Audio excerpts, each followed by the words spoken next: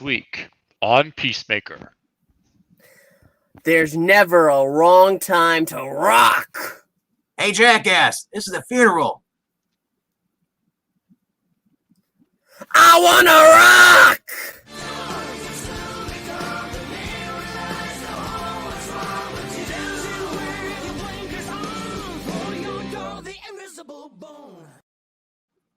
Hello, everybody. Yes, I am here at a funeral. But yes, we are here today for Peacemaker. Yeah, just a little taste of that fantastic intro. I used to not care for that theme song, and now it's like I almost want it to be a ringtone now.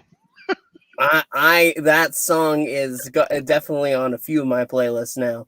Let me just. Do you want to taste it? No, not anymore. Ruined it. Yeah, there you go, Froggy. You just ruined it again. No. What? But what? We are. I ruined what? It. I said you want to taste it, and they say I ruined it. Yeah, it. It has not been ruined at all. Anyway, unless you use the power 7. We are here to talk about episode 7, the episode before the season finale of Peacemaker. Yes, and your mom. This is a biggie. And it's, I think the best way to talk about it is just go through it. So it starts off with Chris being, honestly tormented in the moment because the diary is out. That's not his, but it has been planted, so that way he looks guilty. Amanda Waller has him as the fall guy. And he's just remembering the past in that moment. He played that sweet piano ballad in the last episode, Home Sweet Home. Oh, I'm just now getting that. Oh. Do you really not know that's Home Sweet Home? I forgot that he played. You ever watch Hot Tub Time Machine? I'm on my way. I'm on my way. It sounded different. The actual song versus the. It sounded different to me. Wow. Okay. Well, of course, you don't have Vince Neil singing. That's true, and you just have the piano moment at the beginning and the end that's building it up. But you need the guitar. Actually, that's hardcore building up. Zinger. And while that's going on, they're saying, Peacemaker, what are you doing in there? Are you ready to go? And that's when the theme song plays. But afterwards, Peacemaker's out. And he says, we're okay. Well, before they come and get me, we're going to go handle this cow. We're going to shoot the cow. And Vigilante's up and ready to go. So is Eagly. But John Economist, he walks in. And he says, I thought you didn't have a journal. And that's when Peacemaker says, I didn't, but we're going to go kill the cow right now. Are you in? And the Economist said, but even I had a journal. There's nothing wrong with guys having journals. No, he said if I had a diary, it wouldn't be a diary, it'd be a journal. That's right. Like, hey, can you really see me doing a journal, a collage cover with the plan? He's like, well, at first glance, no, but after getting to know you, yeah, probably. That's beside the point. That's right. And I like the fact that, come on, Eagly. Eagly, he's like, you had to wait for the bird to walk out because John, the bird just like waddles. The bird just like waddles out. Yes, I love Eagly. Eagly is the best pet. I would almost put Eagly up against Crypto at this point. Almost. Ooh, that's fair. That's fair. Against Currency, that's not great.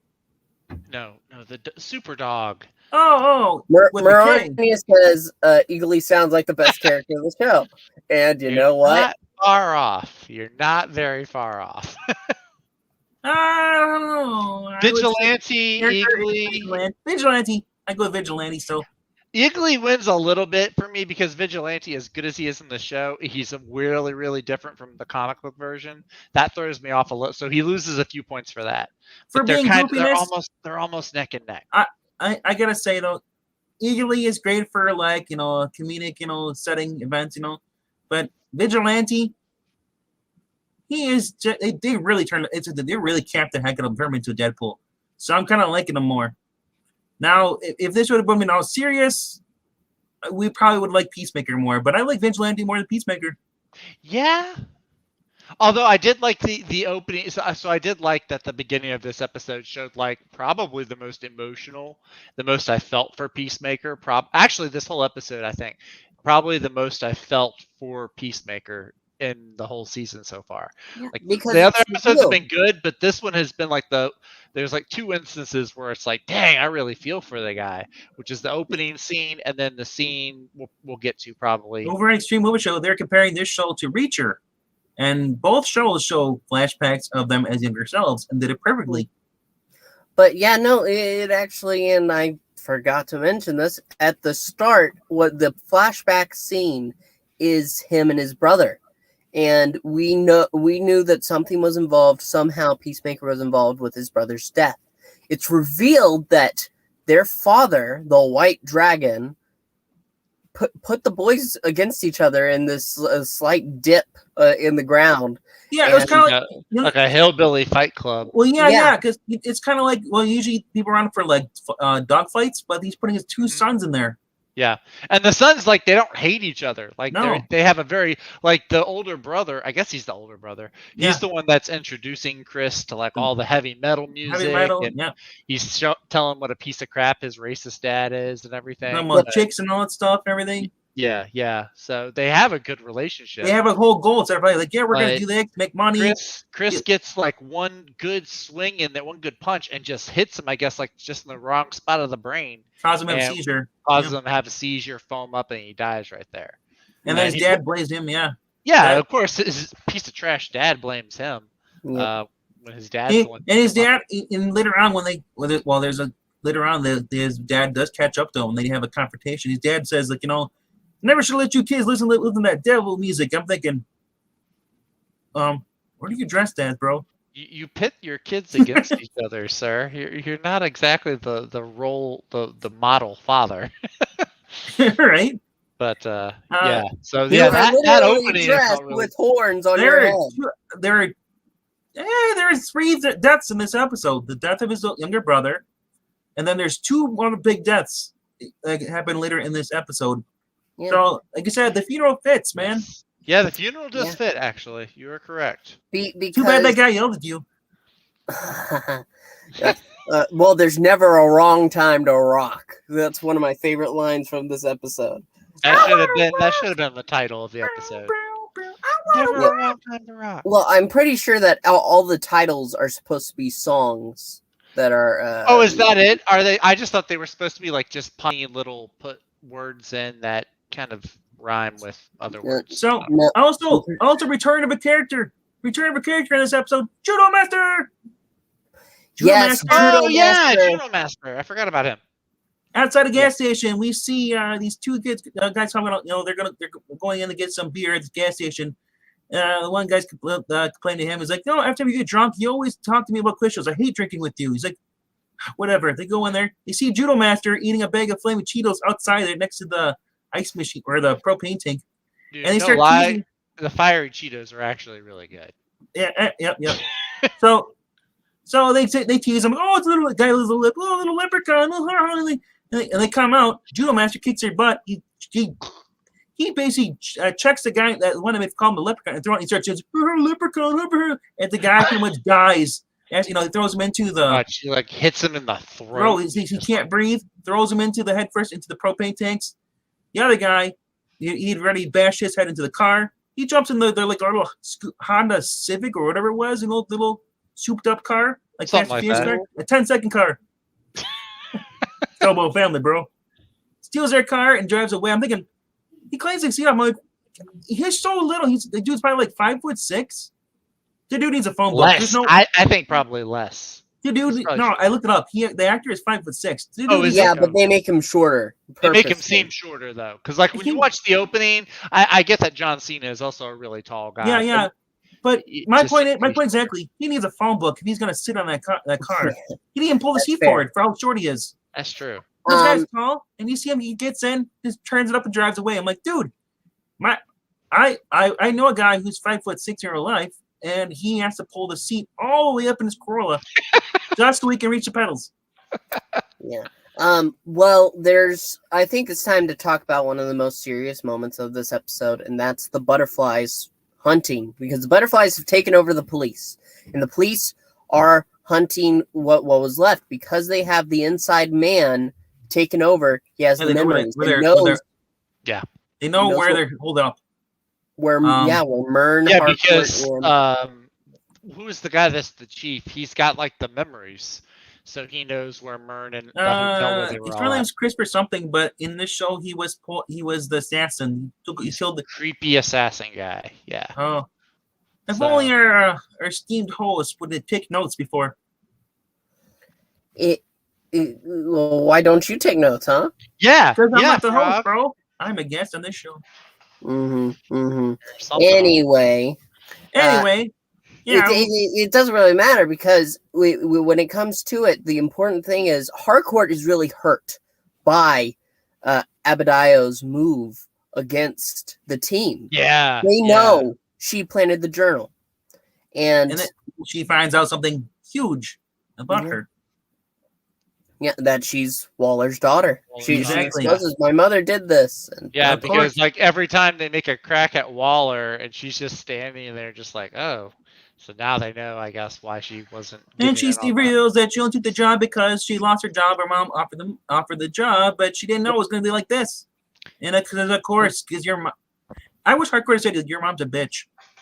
She should have said it. She wouldn't have been far off. The thing is that this show can get away with saying everything like that because, well, they make fun of Batman and the Flash and Superman. Like, why is Waller? Where's Waller get treatments? Yeah. But to be fair, none of them speak highly of Waller either. So that is also true. But that's when the butterflies, as they're trying to all pack up, we see Harcourt, and she stops Abadio outside by the elevators, but the police go into Mern's room and they just shoot him. And then they shoot him in the chest, which is important because we've seen up until now all the butterflies. Shot in the head. Really important thing he does, Mern does, he has them on the line, so the open line, so they can listen on what's going on because he knew that they were all that the guy was on the inside is now a butterfly. Yeah. So this he did it purposely to sacrifice himself because that way they get information. So of course they do. He's like, yeah, whatever, and they shoot him. He's like, kill him, and they see his butterfly, his form, come out of the guy's mouth, and then that's when the lady cop, who basically Sophie, realizes that he's actually one of them, and that he betrayed him. So he tries to fly away. She grabs him, confronts him, and then crushes him in her hand. Yeah. Nasty. You get like bug guts all up in your hand. Exactly. It's. Harcourt goes and although he did look kind of yummy, I might want to eat him. After the police leave, Harcourt goes in the room and picks up the dying butterfly. I was so worried that it was going to try to leap for one last. Up for like nose or something. Yeah. I was a little worried, but no, he knows that he's gone, and so he passes away in her hands. And yes, it's really weird that one of the most emotional deaths of this episode is a little butterfly. It is. She took it. He reached his hand out, little tiny hand. She could put her finger to his hand like this, and he held hands until he died. Like this. Yes. We're all in this together. Anyway. One of us has to die now. We touched the hand. One of us has to die. No. While that's going on, we have the other group of psychos hunting down. Reach, and I'll call Reacher. No, hunting down John Cena's character. Which group of psychos is this again? Oh, these are the racists. These are the neo-Nazis. The almost KKK, but they couldn't use the exact hoods because I guess they're trademarks. So they're using devil hoods. They have to use the cat ear hood. They look like cat ears to me. But they're supposed to be devil hoods. So Peacemaker's being hunted down. Peacemaker doesn't realize this. He grabbed all the helmets and fled and stuff. He didn't realize he was even being hunted down by his father. His father has a way to track everything he built. He put tracking devices in each helmet. Yep. So we get to see. Well, at the end of the episode, we saw his father suit up in the white devil. I guess white devil or white dragon. White dragon. White dragon. Yeah. He went out, he suits up like Iron Man, and then you see him flying like Iron Man. He had everything. It was like, oh my gosh. Does He even have had like he even had the kind of like a repulsor thing going on his cuff. But his hand came out around his cuffs. Yeah. They just had to give the racist the coolest costume, didn't they? Didn't they? You know, but though, I guess well, don't get horny for the guy. He's just a dragon. No, I'm not. I'm not. It's just very.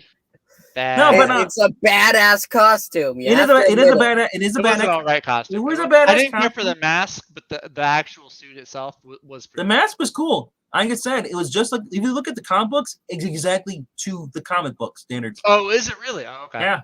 Okay. And but Vigilante is correct. I mean, there's a hunt down for him, and they end up tracking the car and tries to throw the helmets. They're in because remember they were going to go to the ranch to kill the giant cow. Well, no. This is why they're in the car first. Yeah. And then after they fight White Dragon and them, they go.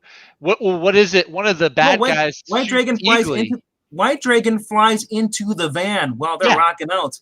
Knocks it over. There, what's going on? He rips the bottom part out. Yeah. And he sees them, and then he basically blasts a hole.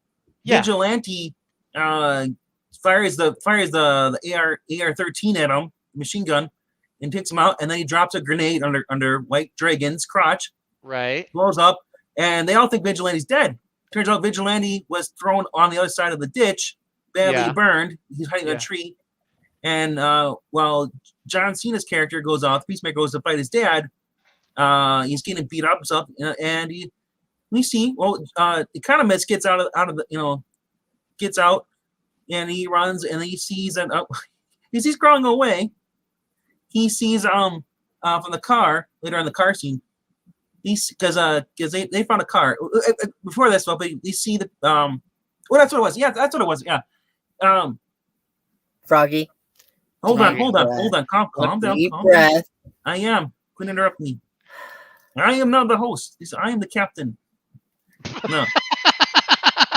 What happened is that because as they went to go hunt Peacemaker in the woods, and what's his name?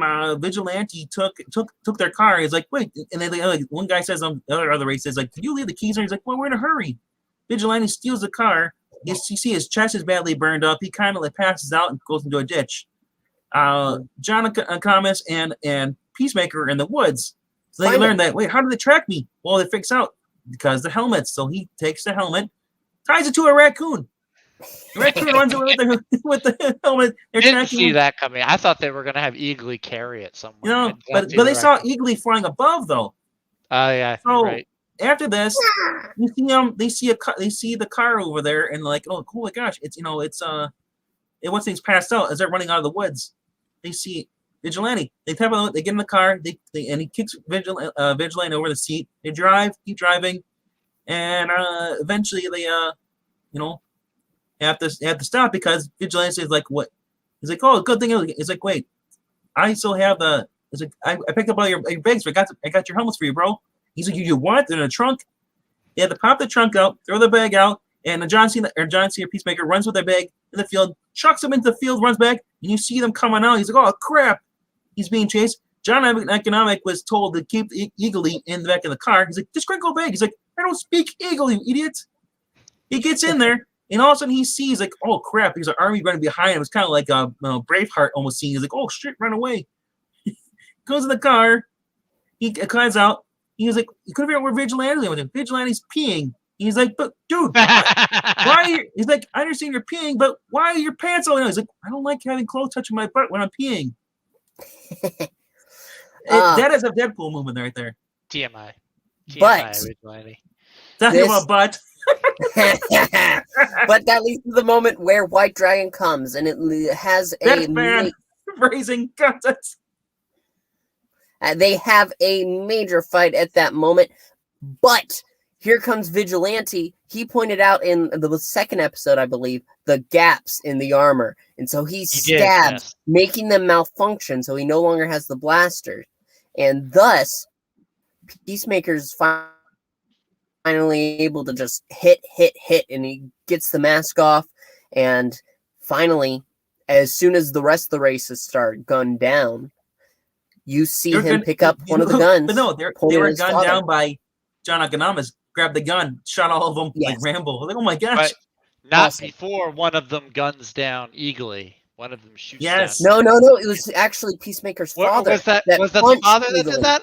Oh, he punched him. That's right. Okay. Yeah, yes. Eagly flew towards him first. They were shooting at the eagle, but they missed him. Before Vigilante went behind him with the sword. Yeah, right. You're punching the national bird. There's no respect. No respect. My American pride here. No respect for birds. But anyway, yeah. He's beating up Peacemaker's beating up his father. He's like, and his dad's like, I should have killed you, you stupid bitch. Listen to the devil music and all that stuff. He's like, Peacemaker is like, you're a racist son of a bitch. You're responsible for our brother dying. Yep, and it's just like, oh my gosh, this is getting good. And then he grabs the little like German pistol, the German yeah, it was a German pistol. Yeah, and he grabs it off of him. His dad's like, you're too much of a pussy to fire that. He's like, he's shaking, hold the gun, and as his dad walks forward, he shoots him right between the eyes. He falls over, kills him. So that was the other big tragic death. Good riddance.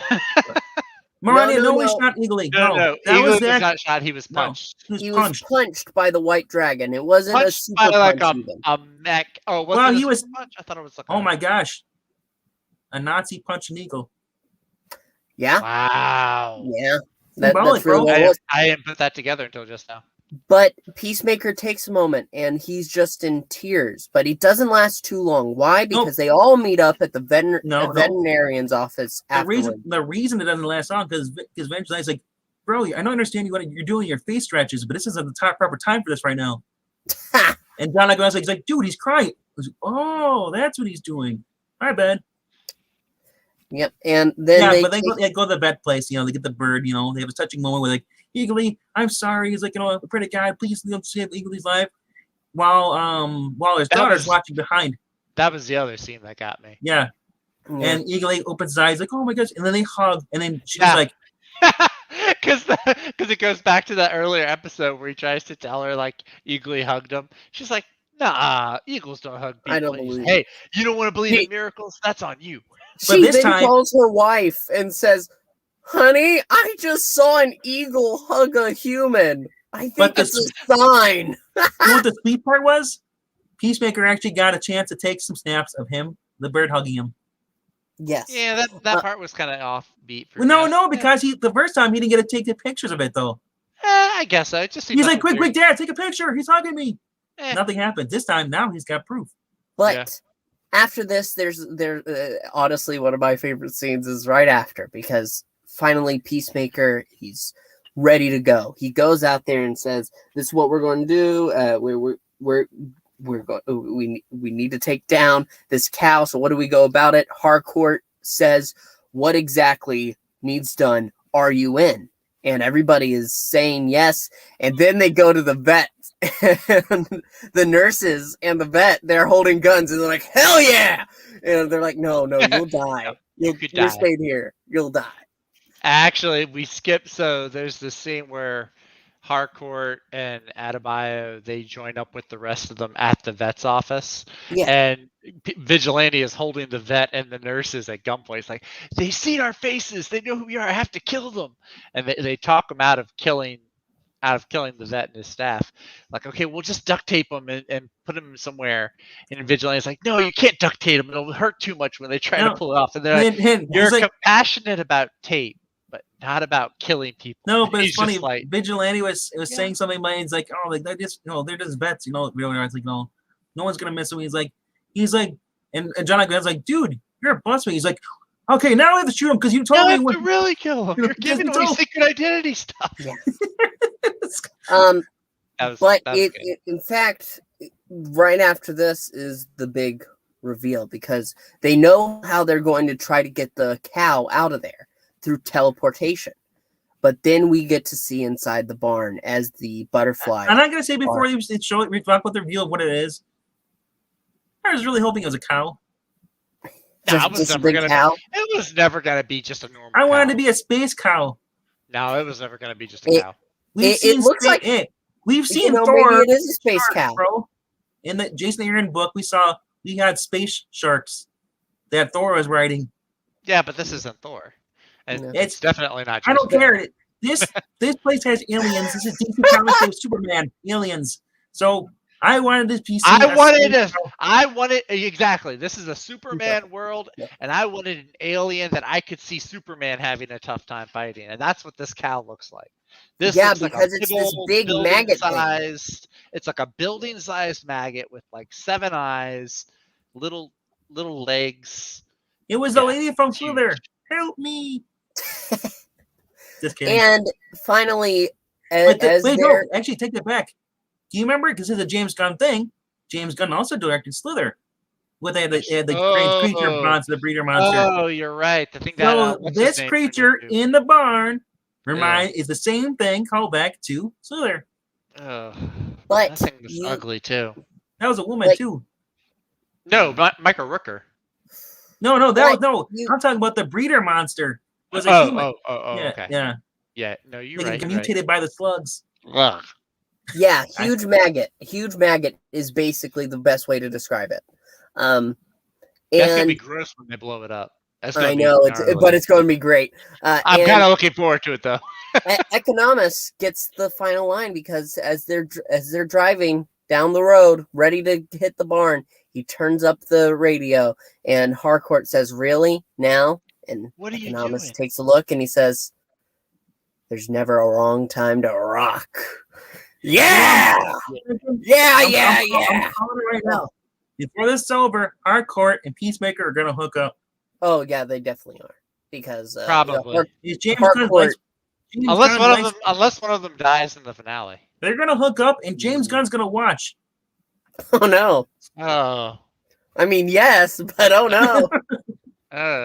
But anyway, that is our show. We've talked this to the end.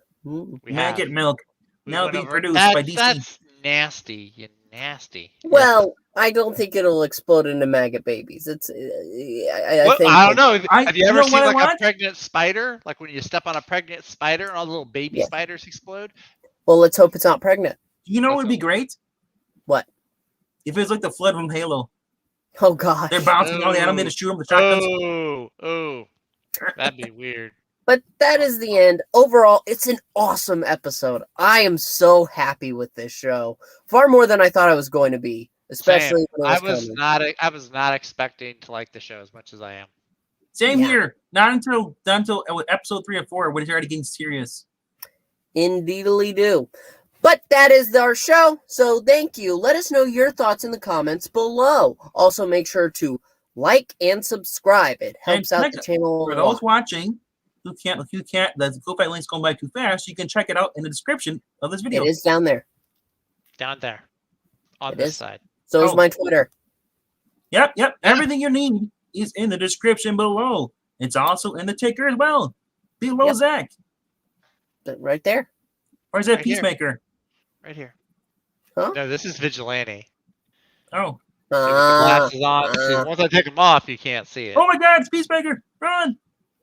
I don't have a toilet on my head. But that is it. So, one last thank you before we say bye! And be sure to check out other videos. Good night, everybody.